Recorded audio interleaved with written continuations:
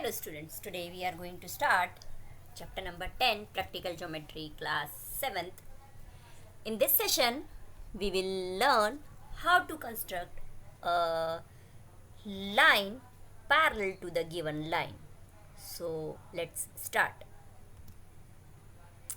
As we are familiar with the shapes, and in earlier classes also we have drawn the line segments of given length, perpendicular line to the given line segment, an angle, its angle bisector, and a circle of given radius.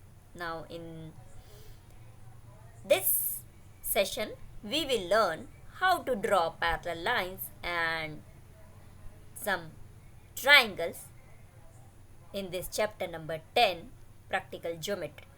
So let's look at. If I am saying this is a line and if its name is L and you are asked to draw a line parallel to this line, so how will you draw?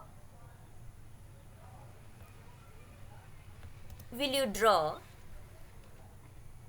Yes, in this way you will draw, and afterwards when I am asking this is not the line parallel to the given line, so what will you do? You will adjust this line in some way like this, or if again I am saying this is not parallel, so again in this way you will try to adjust the given line so it will look it's parallel. Now how can you know that the line drawn is the parallel?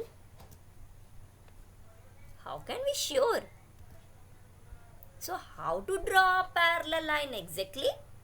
So let's learn how to draw. So here, for drawing the parallel lines, we need some geometrical instruments: compass, a ruler, and of course a pencil. So are you ready? So be ready and get ready for the construction of a parallel line to the given line. So drawing a parallel line, first of all we have to draw a line for which we have to draw the parallel line. So let's take M is a line given and we have to draw the line parallel to this. So we have to do one thing. We have to take a point Q on this line, and then one more point we have to take. It is P, that is not on this line. You can take this P as here also, downside of this line, anywhere, but that point P not on this line M. Okay, and then we have to join this point P to the point which is on the line, that is Q. So PQ is a line segment. Then afterwards we have to cut an arc of any radius with Q as a center. Now remember, this Q as a center, we have to draw an arc with any convenient radius. We can draw an arc. Now this arc intersect the line M also and the PQ line segment also. Then if the arc intersect line M at point B and if intersect PQ line at point A, so now BQ is the arc we have drawn of any radius. Now keep your compass opening as it is and place this pointer of the compass at point P without disturbing the opening of this compass. What we have drawn, the arc BQ, same opening, with same opening we have to draw an arc with point P. So place the pointer, tip of the point, place the tip of the compass at point P and draw this arc, then afterwards we have to measure the length of this arc BQ. So place the pointer, place the tip of the compass at point A and adjust your compass so the tip of pencil will touches the point B.